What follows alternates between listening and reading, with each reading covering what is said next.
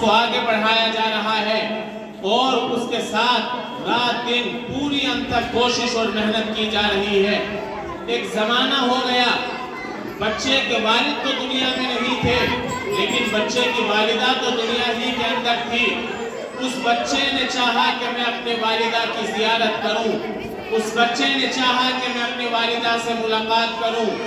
بچہ استاد کی خدمت میں حاضر ہوتا ہے اور حاضر ہو کر کہتا ہے کہ اے میرے استاد محترم،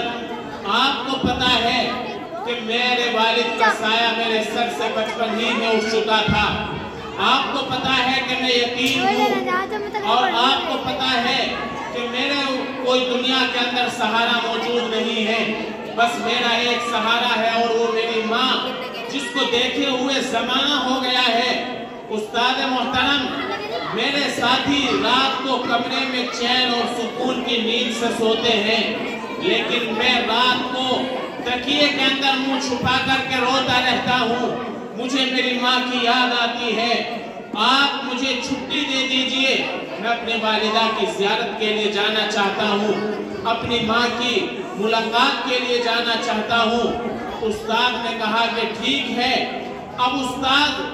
ایک طریقے سے پریشان ہوئے کہ اگر میں اس بچے کو چھٹی نہیں دیتا ہوں تو ننھے معصوم کا دل ٹوٹتا ہے، اور اگر میں اس کو چھٹی دے دیتا ہوں تو اس کی ماں سے کیا ہوا وعدہ ٹوٹتا ہے، اب میں کروں تو کیا کروں۔ ایک تدبیر ذہن میں آئی، وہ یہ کہ بچے کو سبق دیا کہ بیٹا تم یہاں سے یہاں تک جا کر کے یاد کرو، اگر تم نے یہ یاد کر کے سنا دیا تو تمہیں چھٹی دے دی جائے گی۔ بچہ گیا، سبق یاد کرنا شروع کیا، اور وہ سبق اتنا تھا کہ وہ ایک دن میں یاد ہونے والا نہیں تھا، لیکن خدا کا کرم ہوا، اس بچے کو یاد ہو گیا اور بچے نے استاد کو آ کر کے سبق سنا دیا۔ جب بچے نے وہ سبق سنایا، استاد مجبور ہو گئے چھٹی دینے کے اوپر۔ یہ بچہ مدرسے سے چھٹی لے کر نکلا، راستے میں اچھلتا کودتا جا رہا ہے، اپنے دل کے اندر کچھ خواب سجائے جا رہا ہے، اور یہ اپنے ذہن و دماغ میں کچھ سوچتا ہوا جا رہا ہے، جاؤں گا گھر پر، ماں کو آواز دوں گا، ماں آواز دے گی تو چھپ جاؤں گا، کبھی ادھر چھپ جاؤں گا، کبھی ادھر چھپ جاؤں گا، ماں کے ساتھ جا کر کے کھیلوں گا، ماں کے ساتھ جا کر کے باتیں کروں گا، اور ماں کی یاد میں اور ماں کے عشق میں یہ اپنے دل کے اندر اور دماغ کے اندر نہ جانے کیا کیا باتیں سوچتا ہوا اچھلتا اور کودتا جا رہا تھا۔ اب یہ بچہ اپنے گھر کا پتہ معلوم کرتا ہے، اپنے گھر پہنچتا ہے، آواز دیتا ہے کہ دروازہ کھولا جائے۔ اندر سے آواز آئی کہ کون؟ کہا کہ میں تیرا بایزید۔ کہا کہ نہیں، میرا بایزید نہیں ہو سکتا، جا،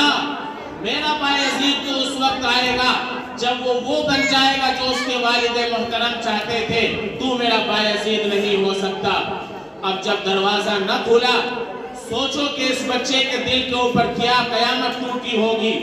اس بچے کے دل کو کیسی ٹھیس پہنچی ہوگی۔ جس ماں کی یاد میں رات دن رویا کرتا تھا،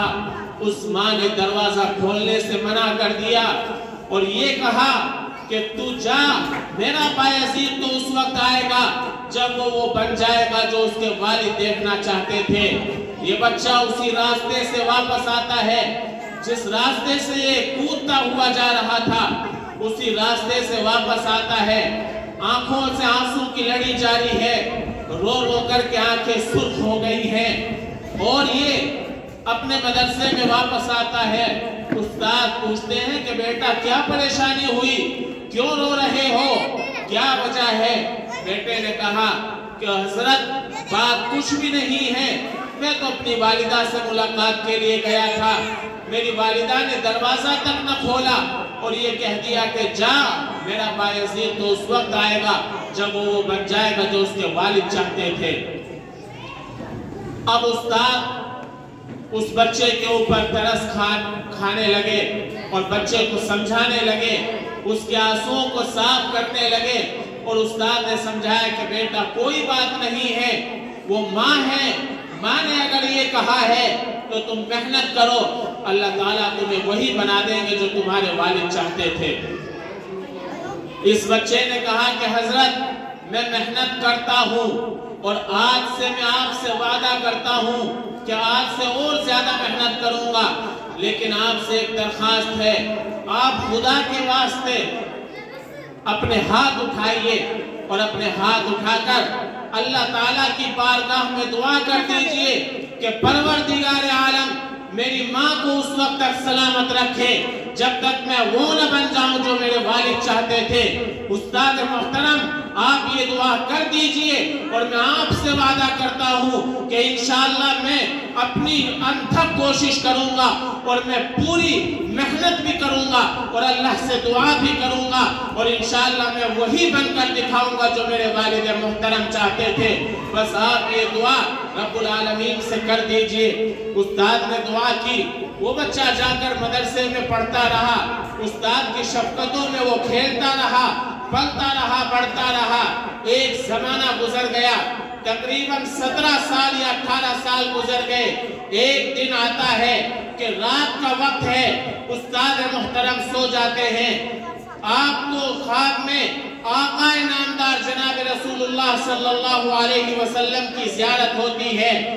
خواب میں آقا نامدار جناب رسول اللہ صلی اللہ علیہ وسلم تشریف لاتے ہیں اور کہتے ہیں کہ آپ اٹھئے اور آپ کے مدرسے کے اندر ایک طالب علم ہے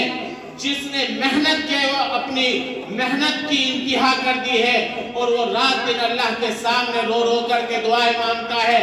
اٹھئے اور اعلان کیجئے کہ اللہ تعالیٰ نے اسے ایک بڑے منصب کے اوپر فائز کر دیا ہے اور ہم نے اسے خلافت کبریٰ سے نواز دیا ہے۔ استاد ہڑبڑا کر اٹھے اور اس طالب علم کے کمرے میں گئے اور طالب علم کے کمرے میں جانے کے بعد انہوں نے دیکھا کہ سب طلبہ سوئے ہوئے ہیں۔ ایک طالب علم سجدے میں سر رکھ کر اللہ سے دعا کر رہا ہے کہ اے اللہ مجھے وہ بنا دیجئے جو میرے والد محترم چاہتے تھے۔ استاد کھڑے رہے، جب بچے نے سر اٹھایا استاد نے اس کو اپنے سینے سے لگا لیا، استاد نے اس کے ماتھے کو چوما اور اپنی پگڑی کو اپنے سر سے اتارا اور اس بچے کے سر پر رکھ دیا اور کہا کہ تیرے بارے میں جناب رسول اللہ صلی اللہ علیہ وسلم نے یہ اعلان کرنے کے لیے کہا ہے کہ تجھے خلافت کبریٰ سے نواز دیا گیا ہے اور جاؤ اب تم دنیا کے اندر جا کر اللہ کے دین کی خدمت کرو، اللہ کے دین کو بلند کرو، اعلاء کلمت اللہ کے لیے خدمت کرو، اللہ کے دین کے جھنڈے کو پوری دنیا کے اندر لے کر پھرو، پرچم دین کو پوری دنیا کے اندر لہراؤ۔ اب یہ بچہ وہاں سے اٹھتا ہے، استاد کا شکریہ ادا کرتا ہے اور شکریہ ادا کرنے کے بعد پھر اسی راستے پر آتا ہے کہ جس میں یہ بہت زمانے پہلے آیا تھا اور اس کو یہ خیال بار بار ستا رہا تھا پتہ نہیں میری والدہ زندہ ہے یا نہیں۔ اب جب یہ بچہ اپنے گھر پر پہنچا اور اس نے دستک دی اور اس نے آواز لگائی تو پوچھا کون؟ تو کہا کہ میں تیرا بایزید۔ اب اندر سے دروازہ کھولا گیا، ماں نے اپنے بچے کو اپنے سینے سے لگا لیا اور ماں نے کہا کہ بیٹا تو پہلے بھی آیا تھا اور میں تیری آواز سے سمجھ گئی تھی کہ تو میرا بایزید ہے، لیکن تو وہ نہیں بنا تھا جو تیرے والد چاہتے تھے۔ اب مجھے یہ اطلاع مل چکی ہے کہ تو وہ بن چکا ہے جو تیرے والد چاہتے تھے۔ بیٹا تو بیٹھ، میں تیرے لیے اچھے کھانے بناؤں گی، میں تیری اچھی طرح سے خدمت کروں گی، میں تیرا ہر طرح سے خیال رکھوں گی، لیکن میں نے اپنے رب سے ایک وعدہ کر رکھا ہے، میں نے اپنے رب سے ایک التجا کر رکھی ہے۔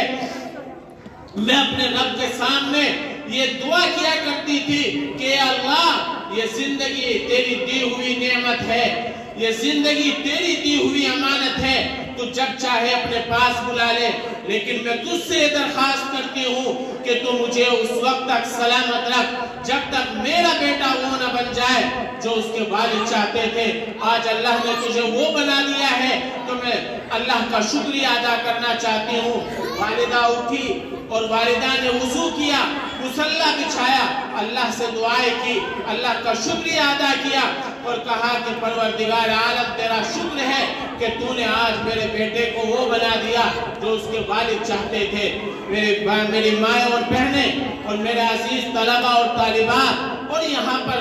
स्टेज पर जलवा अफरोज उलमाए किराम, मैं आपसे कहना चाहता हूँ वो कैसी माएँ थी कि जो 17-18 साल अपने बच्चों को अपने से जुदा रखा करती थी। और कब रखा करती थी? जब उनके सरों का सहारा खत्म हो जाया करता था, जब उनकी जिंदगी का सहारा खत्म हो जाया करता था, जब उनके सर पर शोहर का साया नहीं रहता था, बस एक फूल होता था, एक मासूम सा नन्हा सा बच्चा होता था और वो उसको मदरसे में इस तरह छोड़ दिया करती थी। और अगर वो घर पर भी आता था तो उसके लिए दरवाजे नहीं खोलती थी। ये माओं की मेहनत होती थी, तब कहीं जाकर बायजीद बुस्तामी जैसे लोग पैदा हुआ करते थे, तब कहीं जाकर बड़े अकाबिर और औलिया अल्लाह पैदा हुआ करते थे। और फिर कैसे बायजीद बने जिनको सुल्तानुल आरिफीन कहा गया, अल्लाह के पहचानने वालों का सरदार कहा गया, अल्लाह के मोहब्बत रखने वालों का बादशाह कहा गया। ऐसे लोग उस वक्त की माओं ने पैदा किए हैं और ऐसे लोगों ने माओं की कोख से जन्म लिया है। इसलिए मैं माओं से भी दरख्वास्त करता हूँ,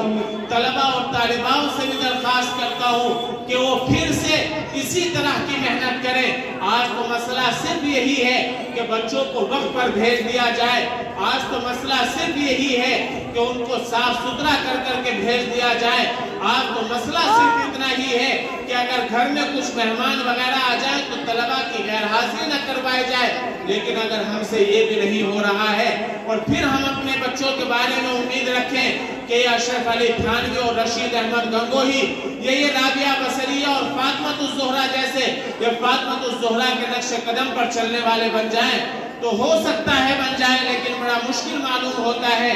इसलिए मैं माओं से दरख्वास्त करता हूँ कि वो अपनी बेटियों के साथ, अपने बेटों के साथ वो बहुत ज्यादा मेहनत करें। दारुल देवबंद के उस्ताद हज़रत मौलाना मोहम्मद अय्यूब साहब दामत बरकातुहुम, उन्होंने हमारे अरबी चहारों के साल में अस्माए हुस्ना याद कराए। जो अस्माए हुस्ना होते हैं अल्लाह ताला के नाम, जो कुरान शरीफ के शुरू में लिखे भी होते हैं, तो उस वक्त उन्होंने कहा कि जो इन्हें अस्माए हुस्ना को याद करके सुनाएगा तो उसे 20 रुपए का इनाम दिया जाएगा। पूरी जमात में याद करके सुनाए और उन्हें फिर 20-20 रुपए का हमें इनाम भी दिया गया। तो फिर हज़रत ने फरमाया कि ये अस्माए हुस्ना जो तुम्हें मैं आज याद करा रहा हूँ, ये मैंने बचपन में याद किए थे और ये अस्माए हुस्ना मुझे मेरी बूढ़ी दादी ने याद कराए थे। तो कैसी होती थी उस वक्त की बूढ़ी औरतें कि जो बच्चों को किस्से कहानियां नहीं सुनाती थी बल्कि अस्माए हुस्ना याद कराया करती थी, बच्चों को दुआएं याद कराया करती थी, बच्चों को सुन्नतें याद कराया करती थी, बच्चों को अकाबिर के वाक़ियात याद कराया करती थी, बच्चों को मेहनत के ऊपर उभारा करती थी। कैसी होती थी वो माएँ? आज भी वो माएँ अगर हैं तो अपने बच्चों के साथ इसी तरह का बर्ताव करें, और है अल्हम्दुलिल्लाह इस तरह की माएँ, तो उन्हें चाहिए कि अपने बच्चों के साथ हमदर्दी करें, अपने बच्चों के साथ तालीम के सिलसिले में बिल्कुल भी समझौता न करें। यहाँ इस मदरसे के अंदर माशाअल्लाह मौलाना राशिद साहब मेहनत करते हैं। मेरा यहाँ कभी कभी आना होता है, मैं देखता हूँ माशाअल्लाह बच्चों को बड़े सलीके के साथ, बहुत ही उम्दा तरीके पर बच्चों को बिठाना, बच्चों को तरतीब से बिठाना, सलीके के साथ बिठाना और इतने सारे बच्चों को कंट्रोल करना, और फिर उसी के साथ साथ बच्चों को अच्छी तरह सबक भी याद कराना, आमोख्ता भी याद कराना और सुनना। एक मरतबा में यहाँ फजर की नमाज से बहुत पहले आया, मुझे हज़रत वाला के साथ कहीं सफर में जाना था, तो फजर की अजान से नमाज से मैं बहुत पहले आया, तो मैंने देखा कि पूरा दर्जा भरा हुआ है। इसको देखकर बड़ी खुशी हुई। इस बात को देखकर मैं माँ को भी काबिल मुबारकबाद समझता हूँ कि वो अपने बच्चों को इतनी सवेरा पढ़ने भेज देती हैं, और मैं मौलाना राशिद साहब को भी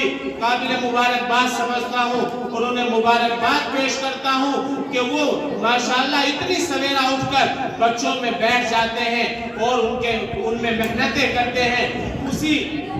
محنت کا نتیجہ ہے کہ آپ کے سامنے ان بچوں نے تقریریں کی، ان بچوں نے آپ کے سامنے قرآن کریم کی تلاوت کی، انہوں نے آپ کے سامنے حمد پیش کی، انہوں نے آپ کے سامنے اور دیگر چیزیں پیش کی، اور آپ کے سامنے ہو سکتا ہے ابھی بھی کچھ اور بچوں کے پروگرام ہونے ہوں۔ ماشاءاللہ یہ ماؤں کی بھی محنتیں ہیں، اور یہ اساتذہ کی بھی محنتیں ہیں، اور یہ بچوں کی بھی محنتیں ہیں۔ میری دل سے دعا ہے کہ اللہ تعالیٰ ان بچوں کو آسمان علم پر آفتاب اور مہتاب بنا کر چمکائے، اور اللہ تعالیٰ ان بچوں کو اور زیادہ ترقیات سے نوازے۔ اور میں نے بتایا کہ اس مدرسے کا فیض ماشاءاللہ بہت دور دور تک پھیل رہا ہے، بہت دور دور تک عام ہو رہا ہے، اور یہاں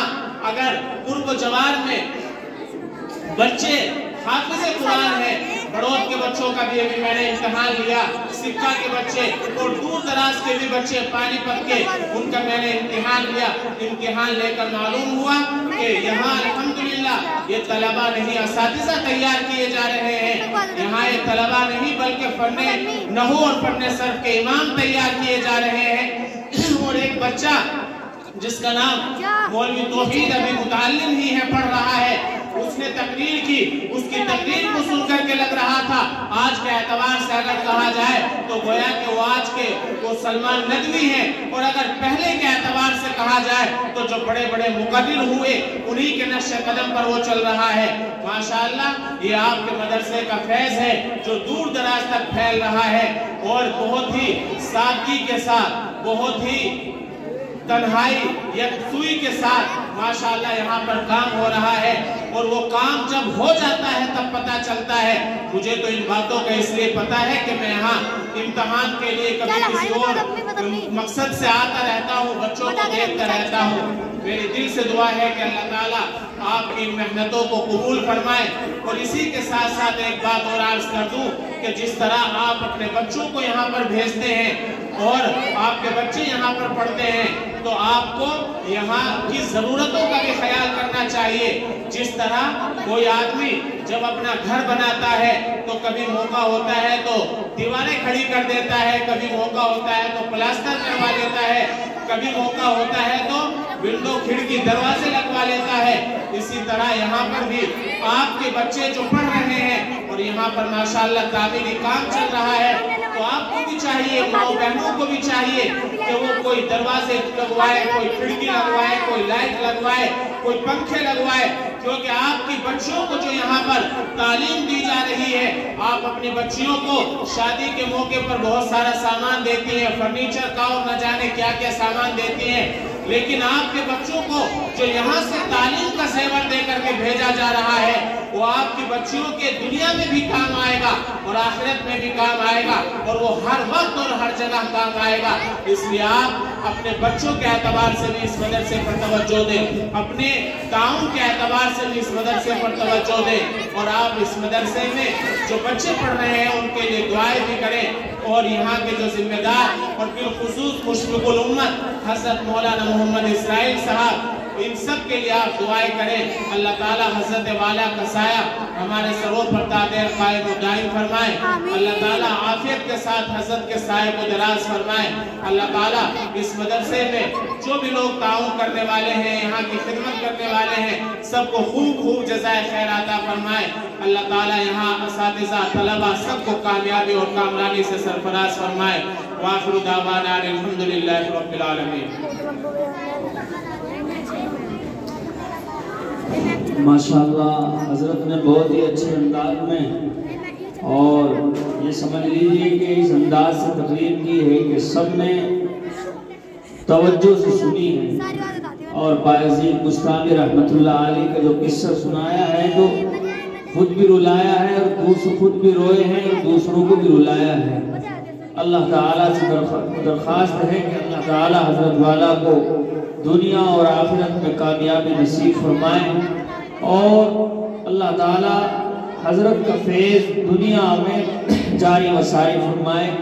اب آئیے اس کے بعد چند بچیاں ہیں جن کی دستار بھی ہونی ہے، مجھے حکم ہوا ہے کہ ان کے گھر والے بھی آئے ہوئے ہیں، تو ان کے سامنے ان کی 2-2, 3-3, 4-4 منٹ کی تقریر کرا دی جائے۔ چنانچہ اس میں سر فہرست جس لڑکی کا نام ہے وہ ہے عائشہ बिन्ते हाफिज मोहम्मद जावेद, आयशा बिन्ते हाफिज मोहम्मद जावेद।